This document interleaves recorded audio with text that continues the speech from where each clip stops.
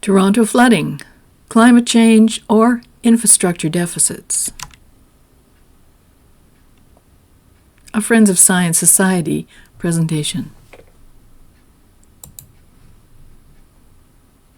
Hi, I'm Michelle Sterling for Friends of Science Society.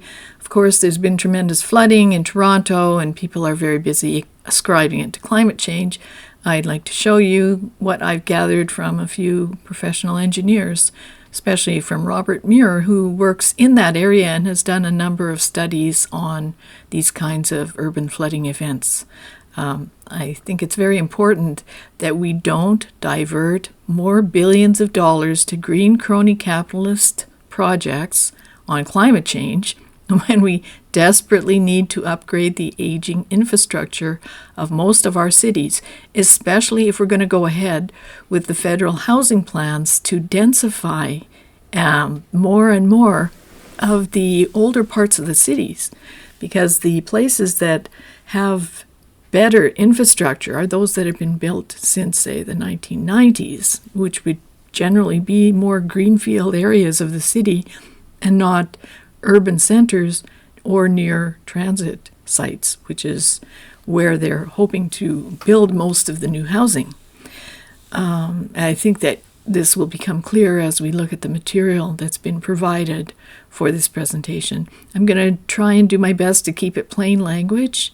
You can read the documents yourself to get more of an engineering insight on some of these issues. So let us go for a little walk in the rain. So it's climate change, right? We've got Mayor Olivia Chow. We really seriously have to deal with climate change. We've got the Prime Minister, Toronto flooding, a significant event, need to step up climate change fight. Well, is that true? Do we really need a rain tax? Is that exactly what Toronto needs? Even though the flash flood could surpass $1 billion in damages, lots of people's cars were lost in the flooding on the Don Valley Parkway. And along with Chow wanting to implement a rain tax to help pay for infrastructure, taxes have already been paid to cover maintenance on infrastructure. If the city did not keep up maintenance, it's not the fault of residents. That's a very good point. And remember, Toronto, your politicians wanted to prioritize spending millions of dollars on renaming Dundas Street when clearly water main infrastructure just might possibly be as important as rolling out the dismantling of history of the nation state. Very good point. So let's set some perspective. 100 years ago, Toronto stopped disposing sewage directly into Lake Ontario and constructed storm sewers. The population at the time was 640,000 people. Today, the population of Toronto is 2.7 million. The population of Vancouver City today is 645,000. Imagine it without water treatment, rudimentary septic, and drainage. Really, is it climate change? Toronto used to be known as Hog Town because it had a huge pork processing facility there. Because the effluent was not properly treated and because there were no proper drainage facilities or septic services, the city suffered from typhoid, TB, cholera, and more. And drainage is really the key to public health. That's something that we're kind of forgetting these days. So here's Ashbridge Bay wetland as it was in 1873. To the east, a bay, to the west, a marsh with pools, including Brown's Pond, a vast, open cesspool. That can be good for public health. In 1892, Council approved city engineer Edward Keating's plan to divert the Don away from the polluted Ashbridges Marsh, cutting west toward Toronto Bay. Like all great schemes, Keating's was delayed and shrunk by budget cuts. It was not fully completed till 1922. If it had been built as planned, Keating Channel would have been 100 meters wide, not the 30 meters it is today. So narrow that it has to be dredged of 35,000 cubic meters of driftwood, silt, and garbage annually. So we went from Hogtown to high-tech. So here's some food for thought. It is not just drainage infrastructure that has been neglected and whose failings have been attributed to climate change. What is the purpose of a city? It's to capitalize on the strength of numbers, providing security and services otherwise available. One of those security services is protection from the environment. Neglect of infrastructure has been chronic. Drainage and sewer proposals were routinely turned down in public plebiscites by Torontonians until the public health effects were more generally understood. The growth and development of Toronto has been a wonder. It's remarkable, and it's worrisome. Looking to the future, we must upgrade infrastructure, not just for flooding, but also for public health. So this is related to the Humber treatment plant, which is part of Toronto's facilities for dealing with sewage and storm runoff. But it does say here a portion of the Humber treatment plant sewer shed consists of combined sanitary and storm sewers, causing plant influent to be sensitive to wet weather events. So Toronto population projections for 2030 would be 3 million, for 2050, 4 million, and some icky but fun projections here. The daily human waste is 1.5 liters of urine and 0.3 kilograms of feces. The official volume of an Olympic-sized swimming pool is 2.5 million liters. Thus, a 4.5 liter flush a day population generates 5 Olympic pools worth of effluent that needs to be treated. And you can see that the City of Toronto's storm sewers and drainage will be affected by its own growth here and that of the GTA. Unfortunately, as Robert Muir writes in this document, media creates an anchoring bias. So usually when these big events happen, all the media jumble around and they come up with fantastic headlines. So rather than looking at evidence-based policy, what happens is the media reports following extreme weather rainfall events can skew public perception of extreme rainfall trends. Often an anchoring bias is created by referring to historical rainfall statistics on a particular calendar date or average climatic conditions in order to increase the reported severity of the weather event. Good headlines, right? If it bleeds, it leads, right? Isn't that the newspaper thing? So examples include the 2013 07-08 Toronto storm, where 126 millimeter rainfall was recorded at Pearson International Airport in Mississauga. The National Post reported before Monday the highest rainfall ever experienced in Toronto for July the 8th was 29.2 millimeters set in 2008, a record that was more than tripled. Well, that just sounds astonishing, doesn't it? But the tripling of a record appears extreme when referring to a particular calendar date, and it anchors that perception of storm severity. This anchoring statement ignores the fact that a particular calendar date statistics are irrelevant to infrastructure design, as 67% of July days are dry in Toronto. So daily totals of a similar magnitude to 2013 were recorded twice before, in 1980, 119.9 millimeters, 1954, 137.4 millimeters, and the previous July 8th record was exceeded by 200% in 7 other years between 1950 and 2013. So headlines appear to emphasize the rarity of events, not the commonplace, and often by establishing an anchor bias. And of course that then affects public perception, and people start phoning their alderman and calling City Hall and writing to the newspaper, and ultimately anchoring bias leads to poor public policy. In a draft motion the mayor plans to send to next week's council meeting, Chow warned that because of climate change, Toronto is experiencing more frequent and severe storms, and that results in flooding. And while the city must invest in meeting our emissions reduction goals, we must also invest in mitigating the impacts of climate change and making our city more resilient. And likewise, the media also creates ridiculous claims and accusations. Here's the National Observer saying that big oil should pay for Toronto's billion-dollar flood. And they're claiming that there should just be a tax on big oil's excess profits. Thus, our government could hold polluters accountable, help climate-impacted communities, and get to the root cause of this crisis by accelerating the transition to renewable energy. Oopsie. In fact, what really needs to be done is we need to upgrade old infrastructure. Long before we start attributing flooding to climate change, we need to be looking at infrastructure.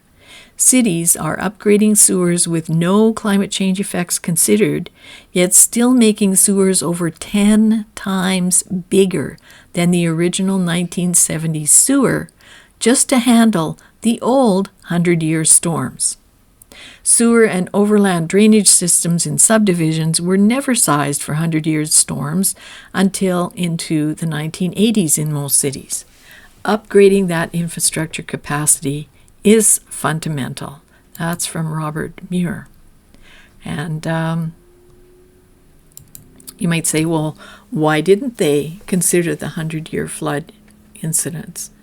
Well, there's probably a good reason for that. They didn't have 100 years of data, and they didn't have the kind of measurements that they have today where you can statistically monitor and evaluate the types of precipitation, the flow rates, the peak flows, and the volumes of water. So those things were not considered at the time because in the very early days when the oldest infrastructure was built, people didn't know that could happen. They weren't thinking, they didn't have that historical record. They didn't have the understanding of the impacts of population growth and of paving roads. You know, all these things come over time. So they did the best they could. And in fact, if you look historically, and I should have included it here, you know, the Ontario engineers were some of the best in the world in terms of setting up this type of infrastructure. You know, let's think about this for a moment. You know, there's nothing sexy about infrastructure, right? I mean, there's something like sexy about, you know, getting out there like Greta Thunberg with your little sign, or flying off to a COP conference where you'll meet thousands of your climate activists, and you'll be gadding about with global entities, celebrities, you know, politicians. You'll be watching street theater. You know, maybe Greenpeace will be running around in polar bear outfits. I mean, that's fantastic. That's fabulous. That's exciting. Who wouldn't want to participate in climate change activity? That's why it's so easy to blame climate change on it. When you go to City Hall, you say, you know what? We have to make some really enormous investments in huge, not very attractive pipes under the ground where the people will never see them. But it will keep them healthy. It will keep their houses from flooding. It will cost us less money every year because we won't have billion-dollar flood damage. You know, it's not very attractive, is it? But it's essential. So this is why we have to stop applying climate change and attributing these events to climate change, because we're just diverting precious public funds away from what really needs to be done to, you know, really just parties and flights around the world for no benefit to anyone except the green crony capitalists.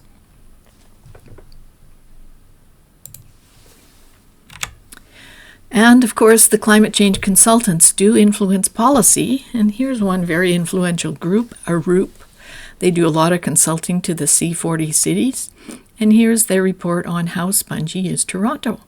So there have been a lot of comments on Twitter after the flood saying that we have to make Toronto spongy and everybody has to rip out their paved driveway and put in these permeable tiles. And, really, that's not going to deal with this kind of big event. But even so, look at ARUP found that Toronto is quite spongy. Essentially essentially is not a new concept, but it again ignores the essential need for upgraded infrastructure. Again, it sounds very sexy and cool. We're going to make our city spongy. Well, they determined that Toronto is already the third most spongy city in the world of the cities that they analyzed. But hey, it's still flooding. So let's look at this, civic infrastructure versus spongy. In the adjacent image example, there's nearly 100% tree cover. However, 50% of the area is an impermeable road surface. The road surface area of Toronto municipality is reported at 25%. That figure does not include another very significant impervious area, rooftops. Conservatively, this is an estimated additional 30% of the area. Most assuredly, the stormwater and sewer system design of the mid-20th century, considering only 1 in 2 or 1 in 5 year storms, are no longer appropriate for the population growth and civic infrastructure of the 21st century. Those old systems have also never been adequate to handle 100-year storms that have always occurred. This appears to be just another example of promoting the magical thinking of environmentalism and indigenism to solve all problems. Rather than turning to engineers, we're encouraged to spritz ourselves in fairy dust and engage in magical thinking. And how about planting trees? Surely that will solve the problem. Well, no. Because trees are very problematic when there's a big storm, and especially depending on their root base and how well they're planted. But when the canopy is fully saturated and there's a big wind, then you get this kind of damage in the city. So again, planting trees where appropriate and the appropriate kind of tree, good. But let's not do a one-size-fits-all with trees either. A spongy city, is that going to save you money? No. Get out your wallets for waste. Low-impact development, or spongy green infrastructure, implemented to capture just 10% of Toronto land, would manage 6,349 hectares, say at a cost of about $856,000 per hectare.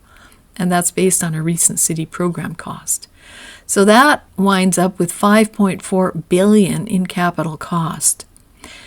That would give us 39 millimeters of low-impact development storage, keeping the water out of the sewer, for 10% of the land. So on average, the 3.9 millimeters of storage over 100% of the whole sewer catchments and subwatersheds. But what will happen during extreme rainfall events with that amount of storage?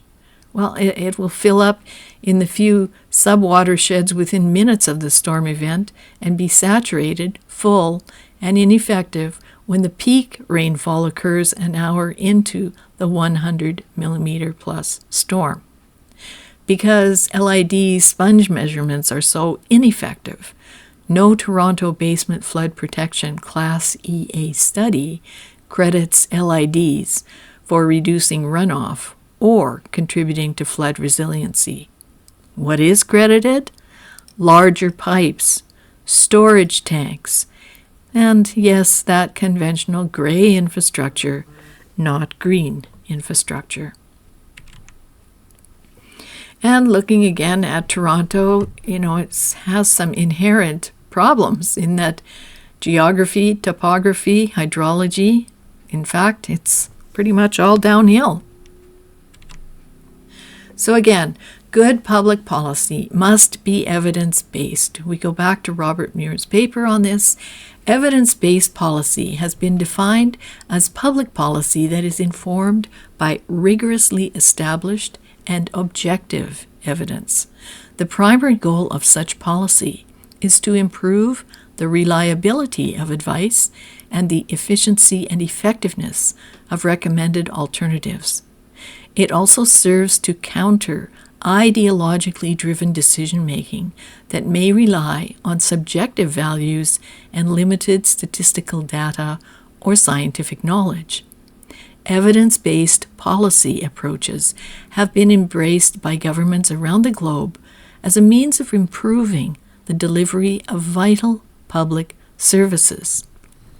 In flood risk management in Canada, the need for evidence-based policy stems from the increasing complexity of the systems being analyzed, which include uncertainty surrounding risk factors and model representations of physical processes, limited cost-benefit considerations, physical and financial constraints on the implementation of remediation solutions, and trade-offs between diverging water management goals.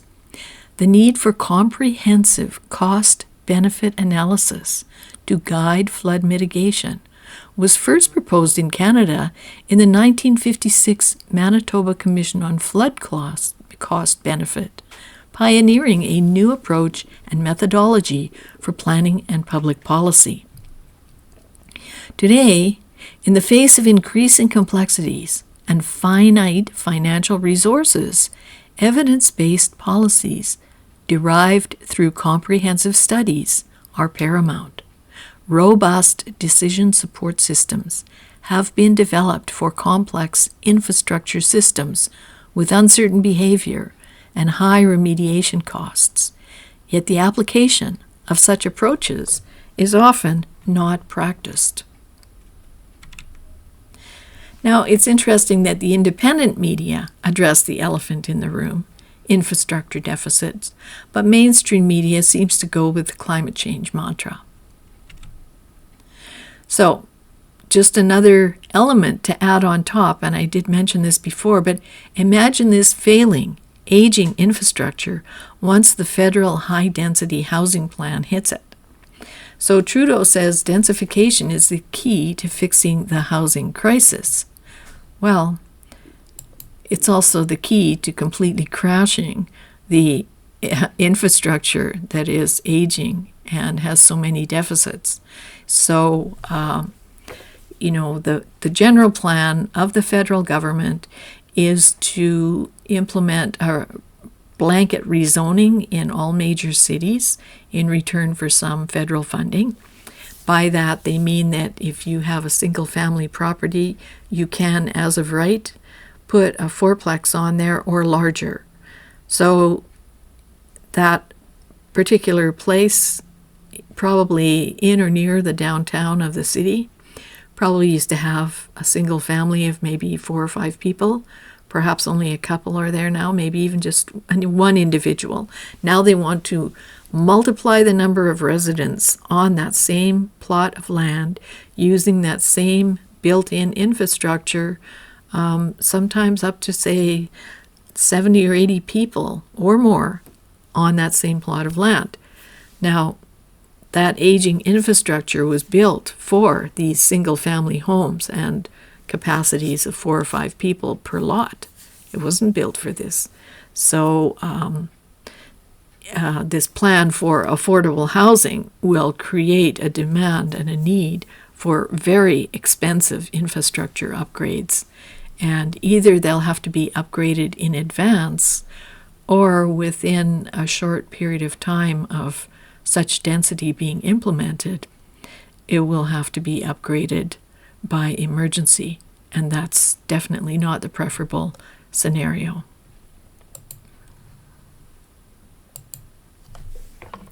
And you can look at the issue in Calgary related to their big water main break, and see how devastating that was to so many businesses and individuals in the city of Calgary. So, extreme weather is often presented as if it's climate change, but it's actually not. Climate change is measured over 30, 50, 100-year time periods, millennial timescales. The idea is to see if there is a statistically significant trend over those long periods of time. Extreme weather are simply weather events that happen and vanish and may not happen again for years sometimes.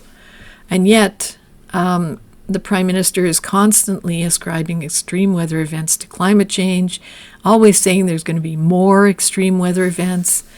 And even if we go back to 2014, there was a flood in 2013, and apparently $3.1 billion was to be rolled out over 10 years to improve the wastewater and stormwater collection systems. Now, we do have to remember that the city has also grown since then. I don't know how effective this was. I didn't look into this in detail. This is a good reminder, though. Here, the city reminds residents every home should have basic supplies for dealing with an emergency like drinking water, canned food, and a manual can opener, batteries for flashlights and radios, first aid kit, a crank or battery-operated radio, and cash. So, there's lots of emergency kit information online. You can have a look at it, but everybody should have one at their home and in their car. Now, what about this 100-year flood? How can we have 200-year floods in less than 2 years? This is from the U.S. Geological Survey. I think it's a very good scientific yet plain language discussion about this topic. I recommend people go there and read this. The whole thing, I'm just going to read this section. So this question points out the importance of proper terminology. The term 100-year flood is used in an attempt to simplify the definition of a flood that statistically has a 1% chance of occurring in any given year. Likewise, the term 100-year storm is used to define a rainfall event that statistically has the same 1% chance of occurring. In other words, over the course of 1 million years, these events would be expected to occur 10,000 times. But just because it rained 10 inches in one day last year doesn't mean it can't rain 10 inches in one day again this year. So the 100-year flood does not mean that these should only happen every 100 years. It's a statistical definition that the hydrology community uses. And it's very misleading for average people because they think, oh my gosh, look at that. We had a 100-year flood 2 times in a row. Oh, it's climate change, when it's not. So Robert Muir is a professional engineer. He's done a lot of work in the Ontario area and a lot of reports on flooding. And I recommend that people who are interested have a look at them, especially for policymakers. So he notes that growth and intensification can both play a part in urban flooding. Analysis prepared to assess key causes of increased flood risk in a class action proceeding showed through engineering reports that the peak flows in watercourses increased commensurate with the amount of watershed development. And you can see this for Toronto, Ontario cities, and Oakville. And he notes that those who skip over the effect of growth and intensification are hydrology deniers, which is pretty good definition, I think. And he did have the Toronto map with growth tracking peer-reviewed and published, and that's the peer-reviewed paper I've been referring to, Evidence-Based Policy Gaps in Water Resources, Thinking Fast and Slow on Floods and Flow. And again, the point is more growth and more hard surfaces equals more runoff and higher peak flow rates for the same old storms, not increasing. Why do I say that? Well, if we look at the evidence, Toronto City precipitation trends from 1940 to 2021, this is from Environment Canada, you can see that almost all of the trends are downward. So, and sometimes significantly. So these are at various different stations. You can see that there are some periods where there are high points, but overall the trend is down. And same for Toronto International Airport. Precipitation trends are either downward or flatlining. So contrary to the Prime Minister and the Mayor, Olivia Chow, saying that these severe storms are increasing and we have far more precipitation, that doesn't seem to be the case. And even Environment and Climate Change Canada reports that there's no evidence of a significant change in this type of extreme precipitation for Canada as a whole. And shall we blame climate change? Fail! Climate change attribution is little more than an attempt to shift blame from failure to maintain and upgrade infrastructure to address change in population. Over the period of record of these graphics, the population of Greater Toronto has increased 5 times. It is a biological truism that as a population grows, it interacts increasingly with its environment, but the degree of interactions increases exponentially and not linearly. Expressing precipitation as millimeters can be somewhat counterintuitive. 1 millimeter of precipitation is the equivalent of 1 liter per square meter, or 1 kilogram per square meter. So it's not just the depth that's important for overwhelming the built infrastructure, but the volumes and mass involved. And of course, there's always the unlucky bullseye. The high-intensity convective thunderstorms can have a small bullseye, at times hitting some areas much harder. Now, this is from August 19th, 2005, and maybe it's good that this is an older map because it's harder to say that this is climate change when it's been happening for quite a while. So exactly where the high-intensity bullseye hit and over what era of infrastructure construction would affect where more or less flooding occurs. We've seen 1/60th of the flood calls and reports in area built after 1990 than those built before 1980. That makes sense as earlier drainage systems designs did not consider 100-year storms while afterward they did. Flood report mapping shows that combined sewer areas in Toronto are most resilient. They spill sewage into the rivers, but they relieve the excess flows in the system. And there's a slide share here that you can look at for more detail. Pre-1980 designs with foundation drains, going back to the sanitary or wastewater sewer, have the worst risk per reported flood density.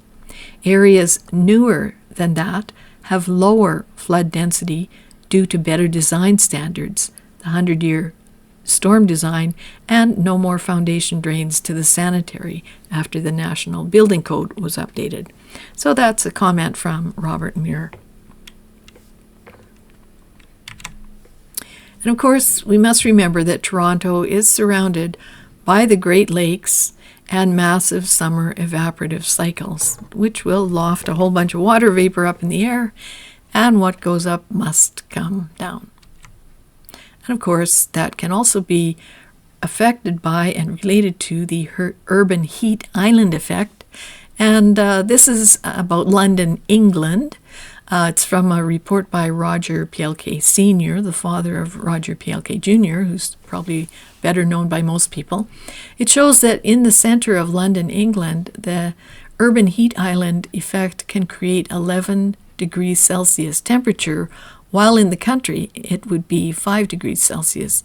So that's a 6 degrees Celsius difference, warmer. Now, what about a rain tax or an incentive to spongify my driveway? And that's something that's been floated a lot on Twitter this past week or so, and it's written into this commentary from the Canadian Press, posted on Yahoo, Some cities credit the various functions of stormwater management that low impact development provide, whether controlling water quality or controlling water quantity.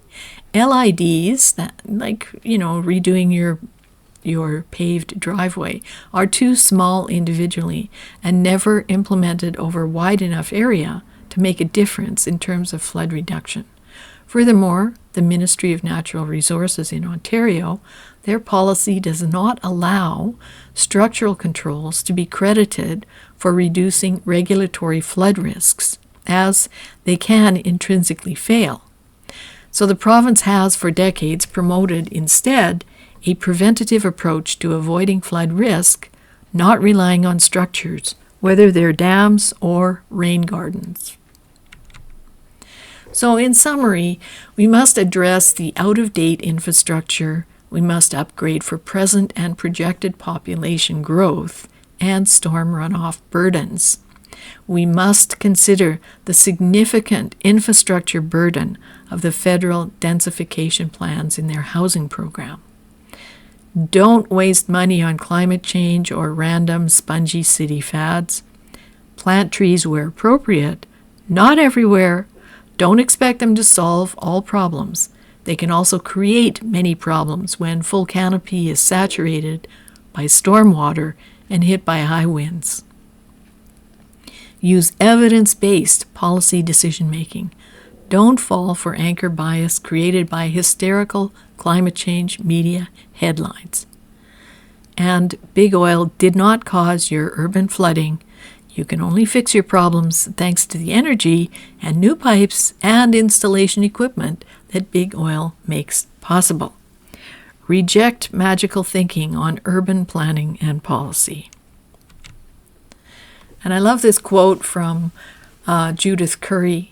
She's a climate scientist, and she says, thinking that catastrophes like major hurricane landfalls, massive forest fires will be cured by eliminating fossil fuel emissions is laughable. Well, it's not really funny. Thinking that eliminating fossil fuel emissions will solve the problem of extreme weather events is very sad, sort of on the level of doing rain dances. Everything that goes wrong, they blame on fossil fuel-driven climate change.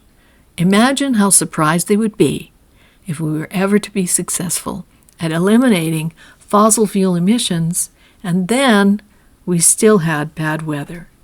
So she's got kind of a short, plain language report out with the Global Warming Policy Foundation and also a video presentation. And she's also got this book out for people who want the full meal deal. But if you prefer kind of a shorter overview, this would probably do it for you. And she's a very thoughtful commentator in my view.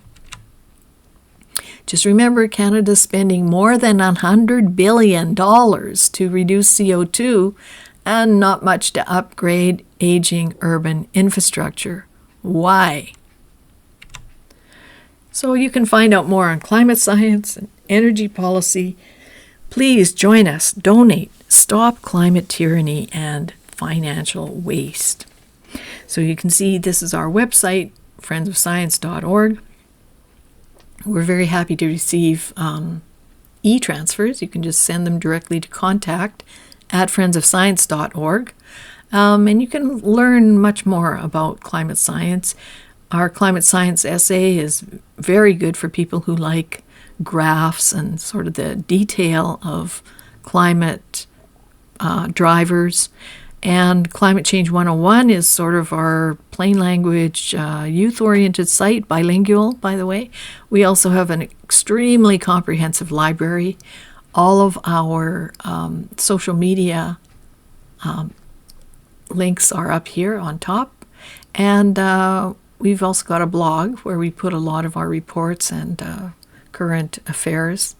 So please have a look at our website and please join us, donate, and let's engage in a fulsome conversation.